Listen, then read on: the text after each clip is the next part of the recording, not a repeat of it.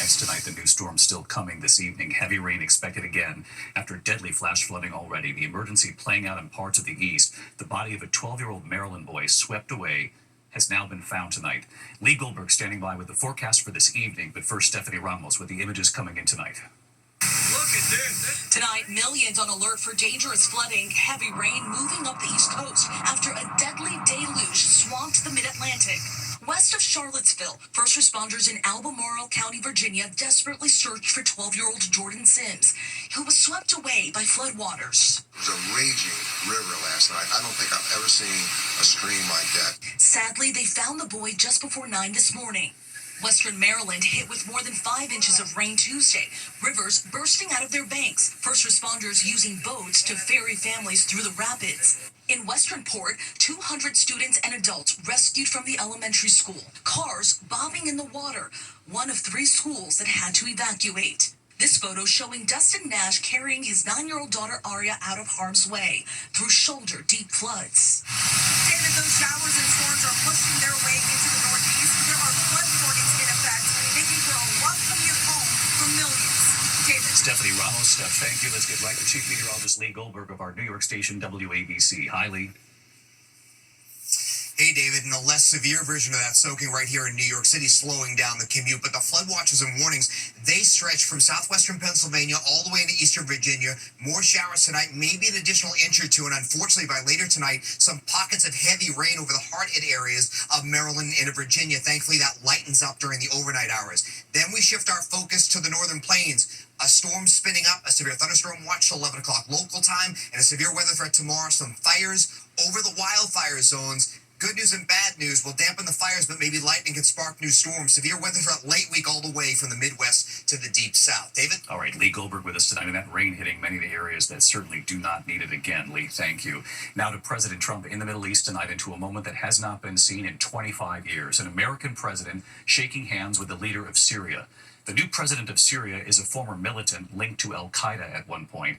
All of this today with the Crown Prince of Saudi Arabia standing by there. President Trump then traveled to Qatar, the nation poised to gift him that $400 million luxury 747 that the president wants to use as Air Force One. Critics asking, is this ethical? Is it safe for an American president to be flying in a jet given to him by a foreign country? Mary Bruce traveling with the president. She's in Doha tonight. Tonight, for the first time in 25 years, the leaders of the United States and Syria coming together. President Trump shaking hands with Syria's new president, Ahmed al-Shara, a former militant who once led an arm of al-Qaeda before leading the movement to overthrow Bashar al-Assad. Joining them, the Crown Prince of Saudi Arabia, who arranged the meeting, which comes 24 hours after Trump honored his request to lift U.S. sanctions on Syria. Oh, what I do for the Crown Prince. Today on Air Force One, reporters asking Trump, how did you find the Syrian president? Great. I think very good. Young, attractive guy, tough guy. Strong pass. Very strong pass fighter.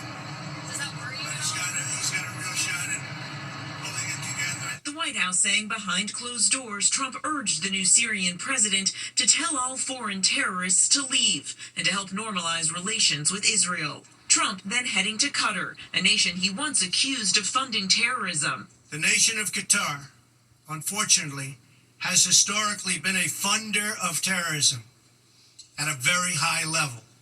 But today, Qatar rolled out the red carpet, welcoming Trump with elaborate performances, hundreds of camels, and even an escort of Tesla Cybertrucks. The president and the emir then signing a $96 billion deal for Qatar to buy up to 210 American-made jets from Boeing. We've been friends for a long time, and this is an outstanding man.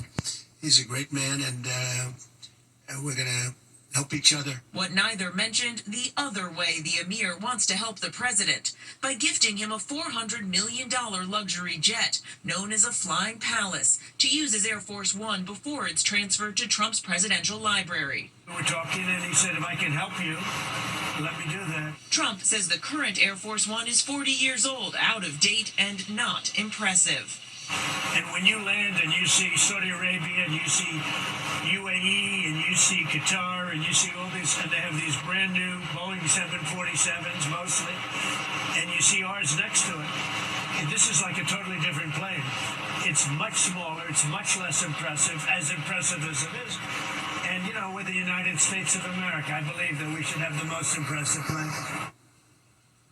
Now, the deal for this jet is not yet done, but tonight there are still real concerns about conflicts of interest and security. For instance, how much would it cost American taxpayers to retrofit a jet like this, bring it up to American security standards? And there are still serious questions about whether a deal like this is even legal. David. Mary Bruce in Doha, Qatar tonight. Mary, thank you. We turn now to the Menendez brothers tonight. Always. We turn now to the hated comments on Capitol Hill. Health Secretary Robert F. Kennedy Jr. grilled today about why he won't clearly say the measles vaccine works and saves lives, particularly with children.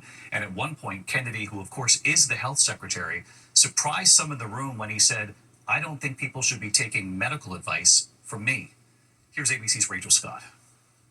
Tonight, Health Secretary Robert F. Kennedy Jr. in the hot seat.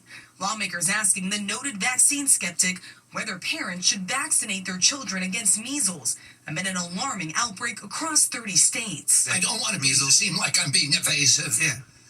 But I don't think people should be taking medical advice from me. But senators pressing forward. Are you actually still recommending people get the vaccine, or are you not?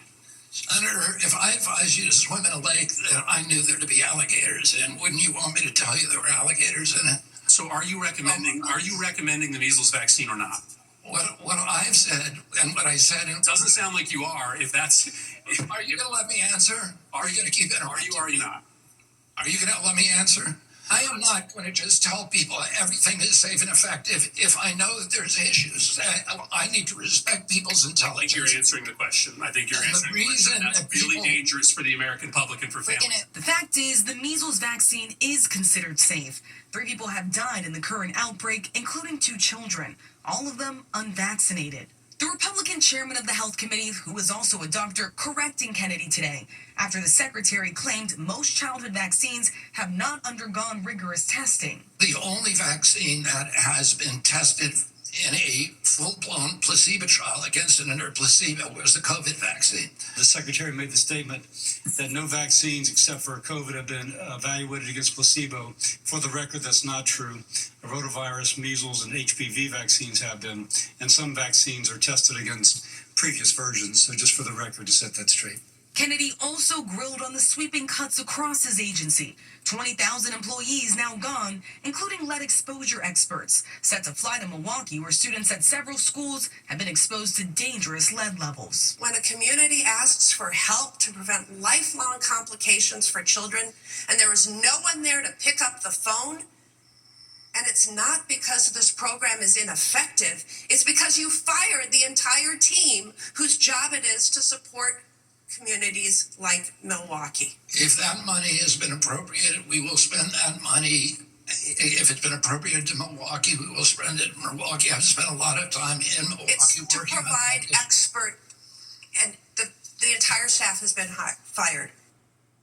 And no word from HHS tonight on whether those lead experts will be rehired. Secretary Kennedy also facing some questions after posting this photo over the weekend of himself and his grandchildren swimming in a contaminated creek in Washington, D.C. The National Park Service says there are high levels of bacteria in that water that makes swimming in it or even standing in it a health hazard, David. And they've told the public about this before. Yes, and no word from HHS tonight, David. All right, Rachel, thank you. To the other news tonight, a former Army National Guardsman is behind bars accused of plotting an ISIS-inspired attack on his fellow soldiers at a military facility near Detroit. The FBI says Ahmad Saeed launched a drone to conduct last-minute surveillance on the base. The alleged plan called for a mass casualty attack involving Molotov cocktails, assault-style guns, and armor-piercing ammunition.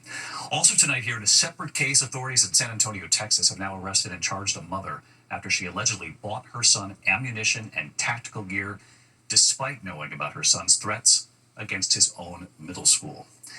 When we come back here in the broadcast, the deadly fall. 4 people have fallen from a mountain here in the U.S. Also ahead here, the baby eagles. They're now 2.5 months old. This is a nest being watched by thousands right here in the U.S. tonight, and we'll show you what's about to happen. And then the scare in the Little League field. Take a look at this. The system that blew through the game in a matter of seconds. We'll more on this in a moment.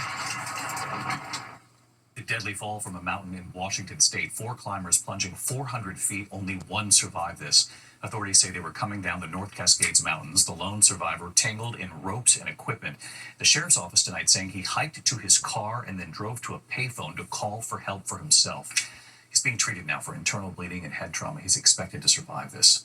When we come back tonight, the scare on the Little League field, we'll show you that moment. And then the funny moment with Pope Leo XIV and the tennis star. What happened when the Pope was given a racket and asked if he wanted to play in a moment. To the index of other news, a sudden dust storm barreling across a Little League field in northern Illinois. Look at this. The video shows the 2 teams on the field. The dust devil then comes racing right across home plate. It only lasted a few seconds. Oof, all the kids are okay. A little dusty. The game did go on. Pope Leo XIV working on his tennis game. The Pope meeting the world's top-ranked men's player today, Yannick Sinner, asked after he was given a racket if he wanted to play, and the Pope joked he would probably break something. The Pope also joking right there. He dressed for Wimbledon. He said, I'm dressed in all white. Pretty good sense of humor. When we come back here tonight, thousands of eyes right here in the U.S. trained on an eagle's nest tonight. Those baby eagles, you'll see how big they are now and what's about to happen. ABC. Hear those baby eagles, already as big as their parents. Tonight, all eyes on that eagle nest.